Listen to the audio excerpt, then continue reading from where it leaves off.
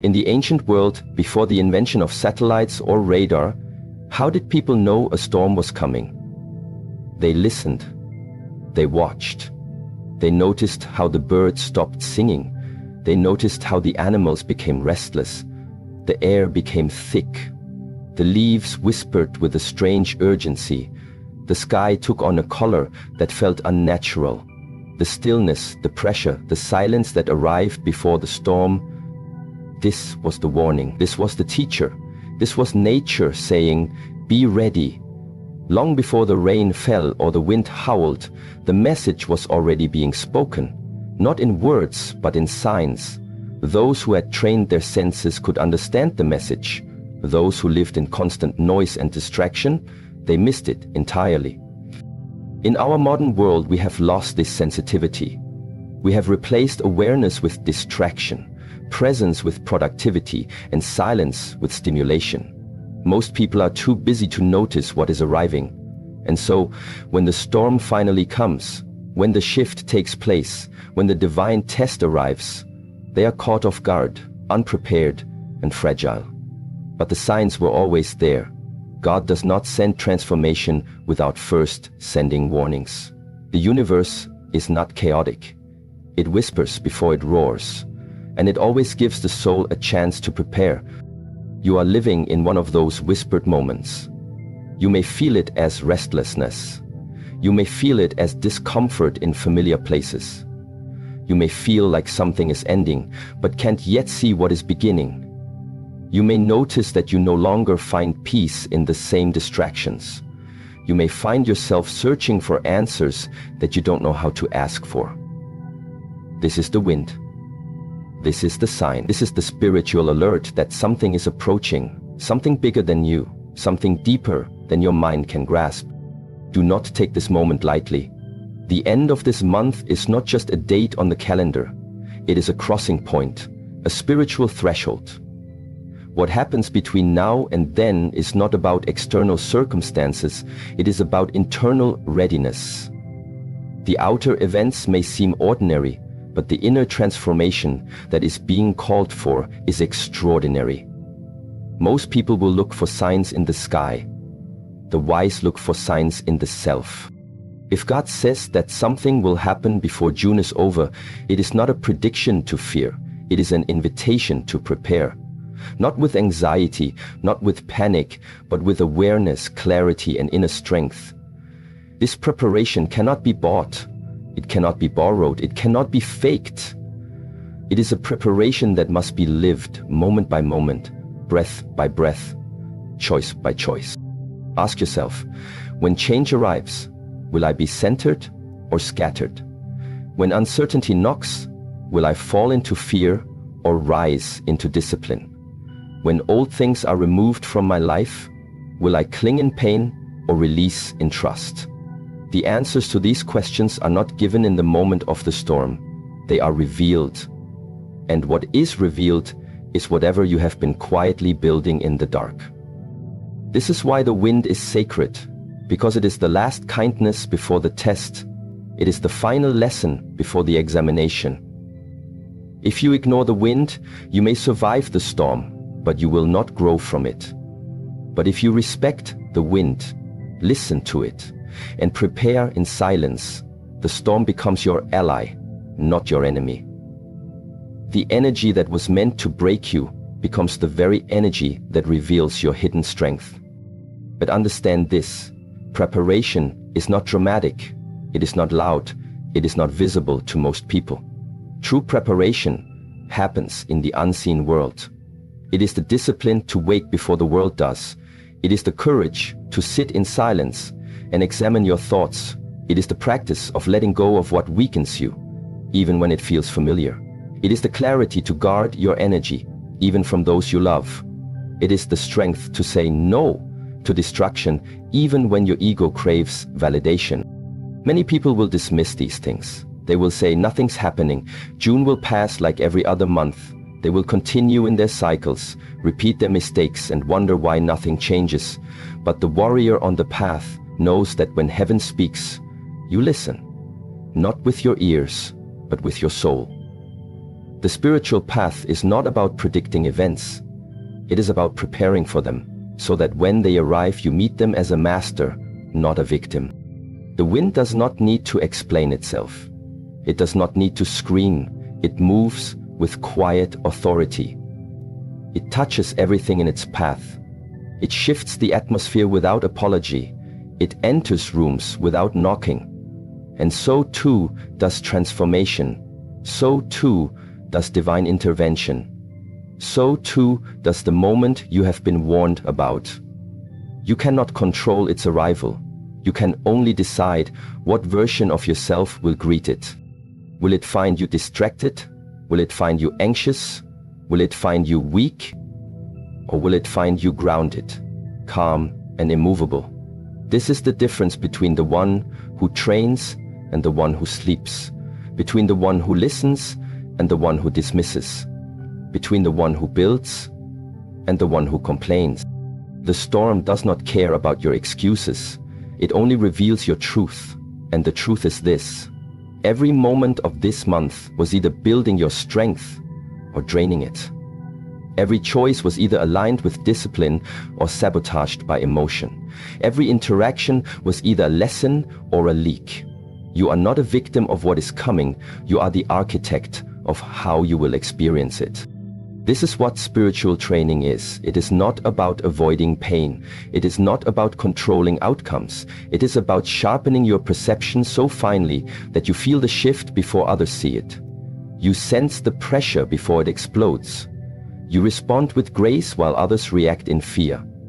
You are the stillness in the center of the chaos. You are the fire that does not burn, the sword that does not rust, the tree that does not fall. But this level of presence cannot be faked. It cannot be rushed. It must be earned. It must be forged in the quiet hours when no one is watching, in the small sacrifices, in the unnoticed acts of courage, in the silent disciplines, in the forgiveness that frees you, in the thoughts you do not indulge, in the emotions you choose to master instead of obey. All of this is your training. All of this is your preparation. And now the wind has come. The whisper is growing louder. The pressure is increasing. The signs are everywhere, not in headlines, but in your own spirit. You feel it. You know it. Something is arriving. Not to destroy you, but to test the quality of your awareness. To ask you, have you been preparing or pretending? Because when June ends, something shifts. Maybe not in the world, maybe not in the visible, but in your alignment with your purpose, in your clarity about what must stay and what must go, in your courage to walk forward without waiting for permission. This is the doorway. This is the moment. This is the threshold between the version of you that was surviving and the version of you that is ready to lead. But you cannot cross it with noise. You cannot cross it with fear. You cannot cross it with laziness.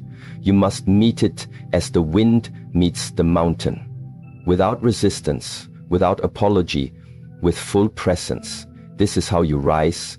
This is how you align. This is how you honor the warning that was given to you out of divine mercy, not divine punishment. So listen again, not with your ears, but with your soul. What is the wind saying to you? What is the lesson in your restlessness? What is the invitation behind your discomfort? What must be released and what must be sharpened? These are not small questions. They are sacred ones. Because when the storm arrives, when the test appears, when the silence breaks into transformation, you will not have time to prepare.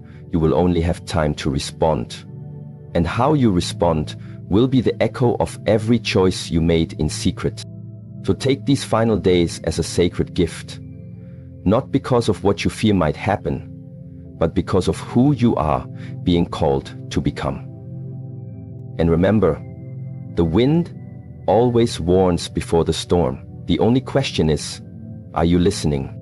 When the winds shift, when silence thickens, and when the world seems to pause with a strange tension in the air, most people do not listen. They react. They interpret the stillness as unimportant. They confuse peace with safety, and they mistake delay for escape. But spiritual laws are not like human routines. What you do not respond to with discipline, you will face later with regret. That is the law. When a warning is given, when God allows a whisper to reach your spirit, it is not a moment to wait and wonder. It is a call to prepare. But preparation is a foreign concept to the undisciplined. The undisciplined crave comfort. They are addicted to motion, to emotion, to validation. They interpret a warning as fear-mongering, and they run to distractions instead of truth. When a teacher speaks, they scroll. When a storm brews, they sleep. When the soul feels the pull to change, they negotiate instead of surrendering. And this is why, when transformation arrives, they panic, because they never truly believed it would come. They heard the words, but did not carry them in their bones. They were too busy to notice, too distracted to feel, too proud to bow. So when the moment comes, when the shift happens before June ends, they will not be ready, not because the divine did not warn them, but because they ignored every moment they were given to prepare. On the other path, walk the disciplined. The disciplined do not wait to be told twice. The disciplined do not live according to emotions. The disciplined do not seek excitement, they seek alignment. The moment the whisper is heard, the disciplined adjust. When the body feels restlessness, they sit and listen. When a teaching resonates, they write it down, reflect, and embody it. When a lesson repeats itself, they stop blaming the world and start refining the self. This is not because they are better, it is because they have suffered. They have learned that the price of ignoring inner truth is far greater than the discomfort of preparation. So they move in silence. They remove what weakens them. They examine what they consume. They reduce noise and increase presence. They train their mind like a sword, sharp, still, and steady. When others ask, "What are you preparing for?" the disciplined answer, "For the moment that finds most people sleeping." This is the separation that will occur before June is over. Not a separation of people, but of readiness. The undisciplined will panic. The disciplined will prepare. Not because one is favored by God, but because one chose to listen. The path of the disciplined is not easy. It is filled with solitude. It is a quiet walk. While the world chases success, they chase stillness. While others seek validation, they seek truth. And while the undisciplined spend their time complaining about circumstances, the disciplined are shaping themselves into the kind of person who can endure any circumstance with grace. To prepare is not to be afraid. It is to respect time. It is to recognize that life is sacred and opportunities are fleeting. It is to understand that the way you do one thing is the way you do everything. So the disciplined prepare not only for the storm, they prepare for every sunrise, every meal, every word they speak. They prepare through intention. They prepare by living in alignment with their values, even when no one is watching, especially when no one is watching. If something is to occur before June is over, and if the divine has allowed you to feel that something is coming, then this is not a time to guess or delay. This is a time to eliminate what steals your energy. This is a time to ask hard questions. Who am I when no one is looking? Where is my attention flowing? What am I giving my time to? If a storm arrived today, would I fall apart or stand strong? The disciplined do not need answers from the sky. They do not demand signs. They already know that every breath is a chance to prepare, that every challenge is a disguised training ground, that every moment is sacred. The undisciplined, however, will wait for confirmation. They need external validation before they move. They need someone to tell them what to do. They need the storm to be visible before they react. But by then, it will be too late. Preparation is not something you do when the storm arrives. It is what you live by before the clouds gather. Once the storm begins, there is no more time to prepare, only time to act. And how you act is a reflection of how you have lived up until that moment. So you see, the great difference between people is not intelligence. It is not background. It is not knowledge. It is discipline. It is the ability to do what must be done before you are forced to do it. The undisciplined wait until consequences force them to change. The disciplined change because they understand the rhythm of life. They recognize when the energy shifts. They listen to their intuition. They train for what others pretend will never arrive. To live without discipline is to gamble with your future. It is to hope that luck will save you when preparation could have. It is to expect that a good heart is enough to withstand the weight of an untrained mind. It is to walk into the forest without a compass, hoping you will not get lost. The undisciplined hope. The disciplined build. And what must be built now is not external, not a house, not a business, not a status. What must be built is internal. Inner calm, inner control, inner strength. These are the tools that will serve you when June ends and the storm has arrived. When people panic, it is not because the world is falling apart. It is because their inner world was already fragile. When you have not trained your mind, even small problems feel like disasters. But when you have trained your mind, even great disruptions become manageable. So now is the moment. Not when the event begins, not when the change takes form. Now, in the stillness, in the ordinary. What you do now will determine who you are when the month ends. How you think, how you act, what you choose to focus on. These are the seeds. And when the rain comes, what you have planted will either nourish you or haunt you. The disciplined understand this law. That is why they do not wait. They do not rely on motivation. They train without emotion. They practice regardless of applause. They let go of what drains them. They focus on what builds them. And they do it every day, even when they feel nothing is changing. Because they know, deep within, that the invisible transformation is always happening before the visible arrives. The time for comfort is over. The time for delay is over. You are not here to wander through another month repeating the past. You are not here to carry the same weakness into the next chapter. If God has whispered to your heart that something will happen before June is over, then do not ask for more time. Ask for more discipline. Ask for the courage to prepare, even when you don't know what exactly is coming. Because real preparation is not about details, it is about foundation. Build your foundation now. Strengthen your routines. Cleanse your space. Sharpen your thoughts. Feed your spirit. Speak with honesty. Move with grace. And stop explaining yourself to those who do not understand your silence. You do not need permission to grow. You need presence. You need consistency. And you need the humility to accept that discipline is your teacher, not your enemy. Yes, you will be tempted. You will be tempted to ignore this, to continue as usual, to wait until you feel ready.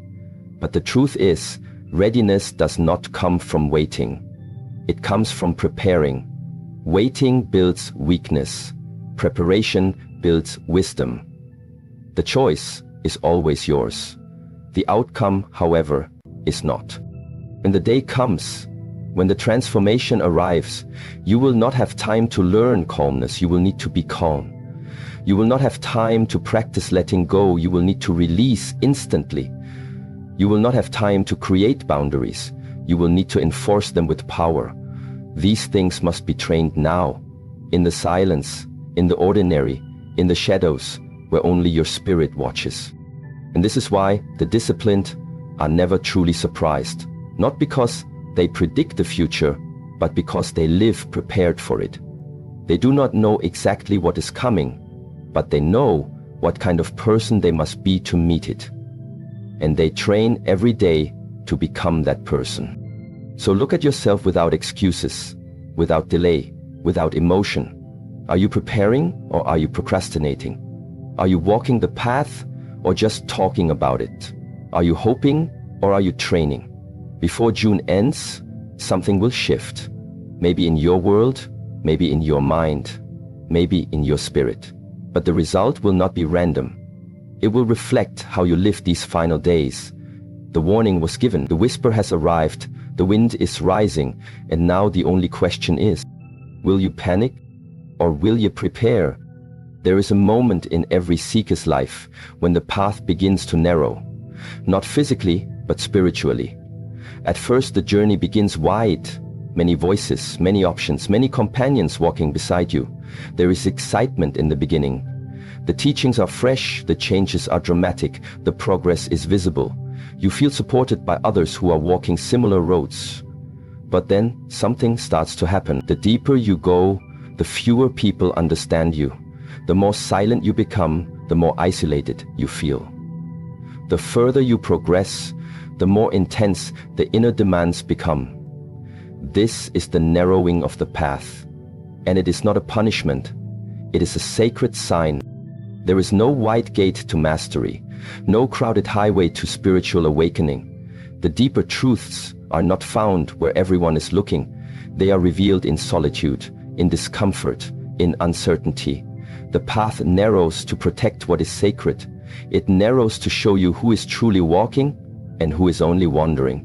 It narrows so that what is false can no longer walk with you. And when it narrows, the undisciplined turn back, but the courageous move forward. Before June is over, this narrowing will intensify. You may feel it already. Old habits suddenly feel unbearable. Old conversations drain your energy faster than ever. Certain people you once resonated with now feel foreign. Places that once gave you joy now make you restless. This is not something wrong. This is not an error. This is the echo of your growth. It is your spirit shedding the unnecessary. The soul preparing you for the threshold. The divine closing doors so you no longer hide in rooms that were too small for your destiny. But this narrowing is not comfortable. It requires courage. Courage to be misunderstood. Courage to be alone. Courage to let go of what once made you feel safe. The path will not always offer applause. It will not always provide company. It will not always be filled with signs that you are on the right track. Sometimes the silence is the sign. Sometimes the loneliness is the proof. Sometimes the absence of support is the exact pressure that builds your inner power. People often ask, how do I know I'm growing? The answer is not in how many people agree with you. It's not in how many followers you have or how much validation you receive. Growth shows up in how much you're willing to lose for truth. It shows up in how much silence you can sit in without reaching for a distraction. It shows up in how deeply you trust your path, even when the road is empty. And that is the essence of this moment. What is coming before the end of this month is not a grand announcement. It is not a visible explosion. It is a shift that only those walking the narrow path will fully feel. It is a moment that separates the talkers from the doers, the believers from the seekers, the spiritual tourists from the silent warriors. You do not need to fear it, but you must not ignore it, because once the path narrows, going back is not an option. What once fit in your life no longer belongs there. What once made sense now feels heavy. You cannot force the past into the present without suffering. To walk the narrowing path, you must become light. You must release the baggage of overthinking. You must surrender the masks you wore to please others. You must let go of the need to explain your decisions to those who don't see your vision. This is not about arrogance. This is about alignment. There is a voice inside you that is getting clearer. A direction that is calling you with more urgency. You cannot walk that way and carry everyone's expectations. You cannot climb the mountain and hold on to every opinion. And this is the test. Not everyone will understand your silence. Not everyone will applaud your discipline. Not everyone will accept your transformation. Some will try to pull you back to who you used to be, not because they are evil, but because your growth threatens their comfort. And this is where courage is required. Not the courage to fight them, but the courage to keep walking with compassion, the courage to bless them and continue on your path, the courage to trust that what you are becoming is more important than who you used to be. There is a loneliness to transformation that no one talks about. There is an ache in becoming that no book can prepare you for. But this ache is holy. It is the dissolving of illusions. It is the pruning of what is false. It is the refinement of your spirit. And it is only those who have the courage to stay in that fire that come out forged, focused, and free. As the path narrows, you will notice your senses becoming sharper. You will no longer tolerate confusion. You will no longer entertain lies. You will begin to see things others do not. You will begin to hear what others ignore. Your life will become quieter but more meaningful, smaller in noise but deeper in purpose. This is not regression. This is realignment, and it is preparing you for what is ahead. Because what God is allowing before June ends is not random. It is a divine shift, a spiritual tightening, a moment that demands full attention. The undisciplined will see it as unnecessary. They will say, "Why make things so difficult?"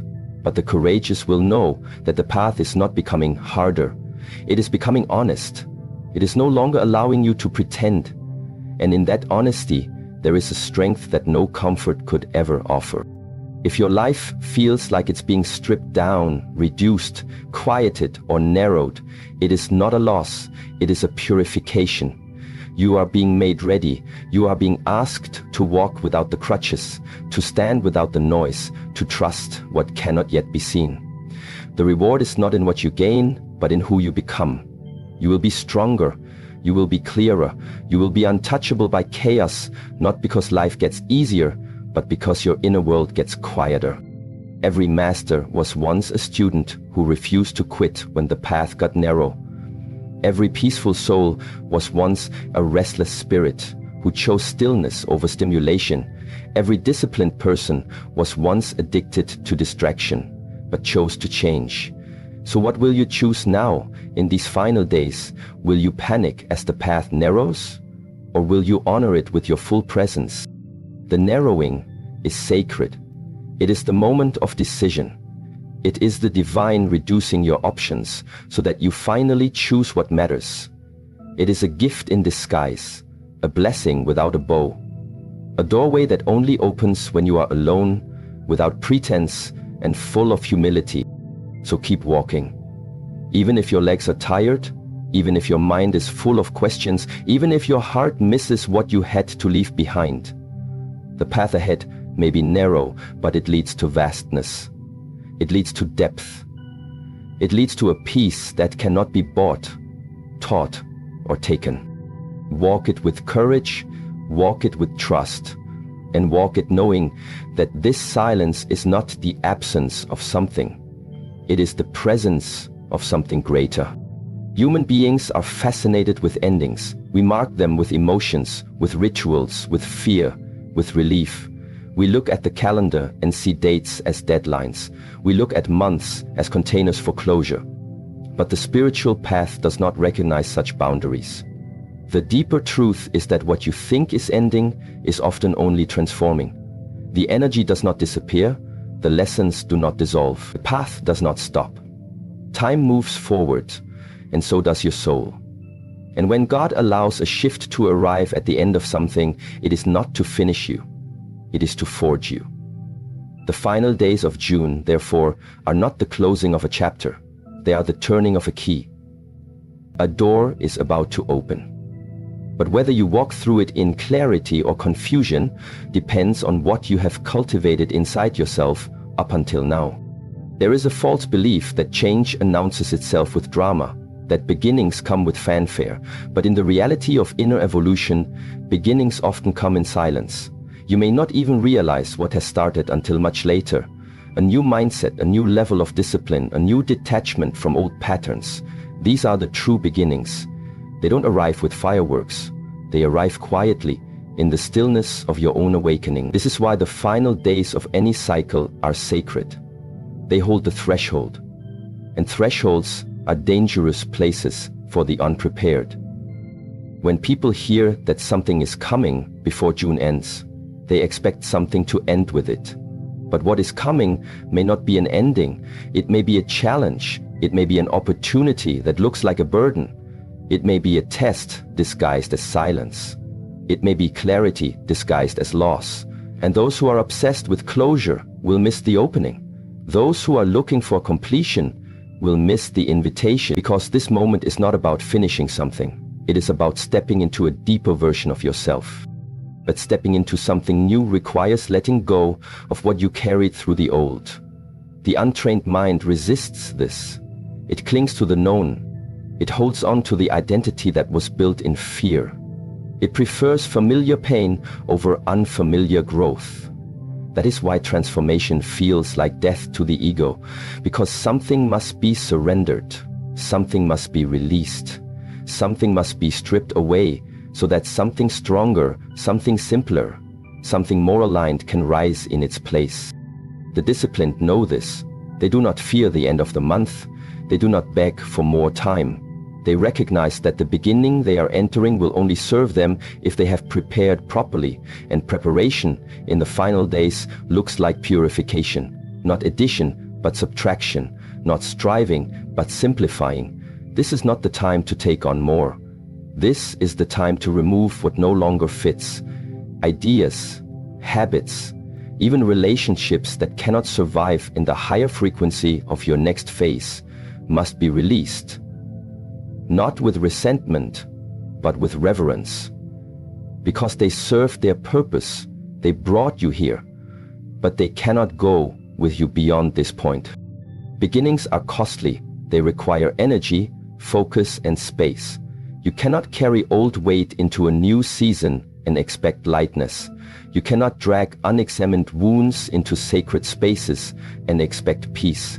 The beginning that is coming for you before June ends is not just a shift in time. It is a shift in identity. You will be called to respond to things differently. You will be asked to show restraint where you once reacted.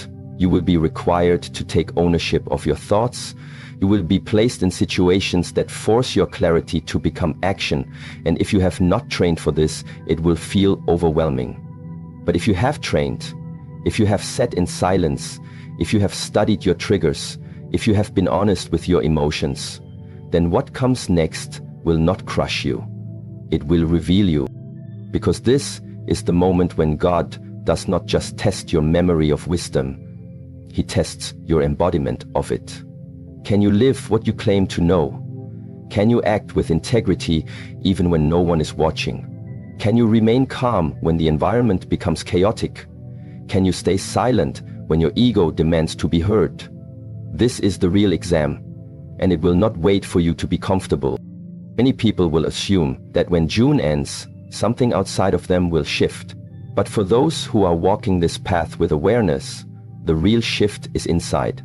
It is the realization that nothing around you can change until something within you becomes unshakable. You are not waiting for the world to adjust. You are training to meet the world with unmovable presence. The beginning that is arriving does not need your predictions. It needs your presence. It does not require your opinions. It requires your stillness. It does not care how much you know. It cares how well you move. With grace, with clarity, with the poise of someone who no longer reacts to everything they feel. This is the fruit of true discipline. To not be controlled by the mind, but to use it like a tool. To not be carried by emotion, but to guide it with awareness. To not be enslaved by time, but to master the moment. You see, many people talk about transformation, but they only desire the results, not the responsibility. They want peace without stillness, power without humility, growth without discomfort. But beginnings are forged in the fire of discomfort. And if you truly want what is on the other side of this transition, you must be willing to walk through that fire without turning back. The final days are asking you to prove something, not to the world but to yourself. They are asking you, did you learn the lesson or just memorize the words? They are asking you, are you living with intention or are you drifting again? They are asking you, can you honor this moment even if no one claps for you? Because this next phase is not about being seen, it is about being real. And realness on the spiritual path is rare. It is earned through humility, honesty, and relentless discipline. There is no more room for pretending, no more time for halfway healing, no more space for blaming. You are being asked to step into full responsibility. You are being asked to carry your own soul, to guard your energy like sacred flame, to speak only what you mean, to mean only what is true. This is the posture that opens the door. This is the key to the beginning you are being prepared for. And yes, it will come quietly. It may look like nothing has changed, but the changes will be revealed in how you respond to life, in how you hold your peace, in how you move through uncertainty without losing your center. The beginning is not loud. It is subtle. It is sacred. And only those who have cultivated stillness will recognize its arrival. So these final days, treat them with reverence. Treat them as sacred ground. Slow down, reflect, forgive, release, train, listen. Do not waste this window of preparation hoping for a sign. You are the sign. Your readiness is the signal. And once this threshold is crossed, the time for reflection ends. The time for action begins. You will either enter the next season as the version of yourself that was created by discipline, or you will drag forward the self that was shaped by delay. That is the choice. That is the separation. That is the point of this divine warning. And in that truth lies the gift. The beginning is not being forced upon you. It is being offered to you. Whether you walk into it prepared is not up to fate. It is up to the practice you keep when no one is watching. So let these last days be your training ground. Let them be your proving ground. Let them refine you, humble you, awaken you. Because what is coming is not the end. It is the beginning.